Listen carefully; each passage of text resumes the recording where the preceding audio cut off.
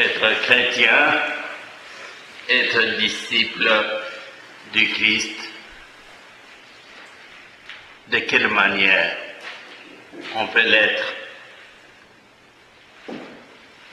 Aujourd'hui, Jésus répond à cette question dans son évangile que nous venons d'entendre.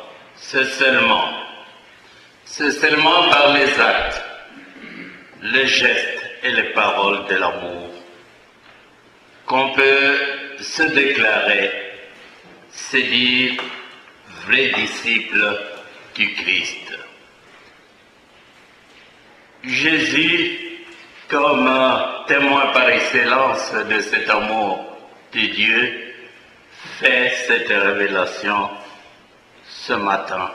Il nous fait cette révélation ce matin pour tous ceux et celles qui voudraient s'engager à sa suite. Il leur trace le chemin à suivre. Il leur donne une règle d'or d'être chrétien, d'être ses disciples selon son esprit, selon son cœur.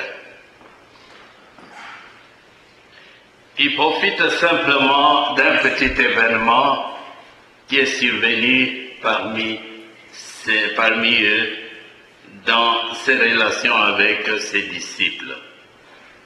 Judas, un de ses disciples, et qui va sortir, se détacher du groupe pour aller le trahir. Judas a choisi non pas de vivre dans l'amour avec son maître, il a choisi de trahir son maître. Cet acte de trahison, Jésus, il en tire l'opportunité pour prescrire ce règlement ou cette règle d'or d'amour à ses disciples.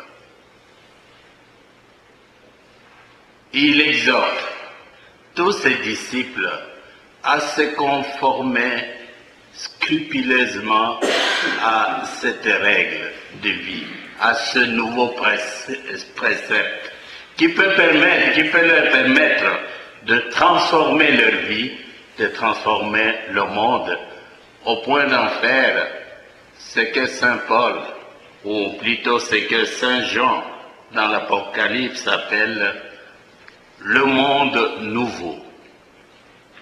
C'est la règle de l'amour qui transforme, qui fait nouvelle les choses de ce monde, qui transforme les êtres humains, qui transforme le destin, les conditions des gens et du monde entier.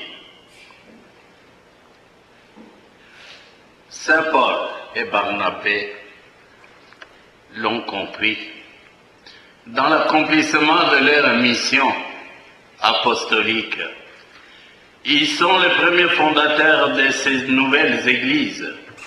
Les églises naissantes de Lystre, d'Antioche, de Pamphylie, d'Iconium. En fait, la question peut se poser, en quoi consiste l'annonce évangélique hier? En quoi consistait-elle? En quoi consiste-t-elle aujourd'hui dans le contexte de notre société moderne? C'est seulement annoncer Jésus-Christ, c'est témoigner de notre fidélité, comme l'ont fait les apôtres, témoigner notre fidélité à cet amour que Jésus-Christ nous a révélé. C'est beaucoup plus que cela. Cet amour s'est traduit par des gestes, des paroles, des comportements concrets. Pas de comportement négatif comme celui de Judas, le comportement de trahison qui sème la désolation entre nous, mais le comportement qui consiste à raffermir, à nous raffermir les uns et les autres, raffermir notre courage dans la foi, raffermir notre espérance placée en Jésus-Christ. C'est plus que cela. C'est aussi exhorter nos frères et sœurs, nos proches, à persévérer face à l'épreuve, dans des moments les plus difficiles, que peuvent être la maladie, et même les actes de trahison, la mort, la souffrance, les actes de violence et même des blessures. Voilà en quoi consiste l'annonce de l'Évangile dans le contexte d'aujourd'hui. Et les apôtres Paul et Pierre, plutôt Paul et Barnabé, nous ont donné le témoignage de cet amour à la suite de Jésus-Christ, leur Maître. Et que cette parole d'aujourd'hui nous interpelle sur notre façon d'être chrétien, surtout sur la relation, la qualité de la relation que nous avons les uns avec les autres dans nos milieux de vie, dans nos familles. Amen.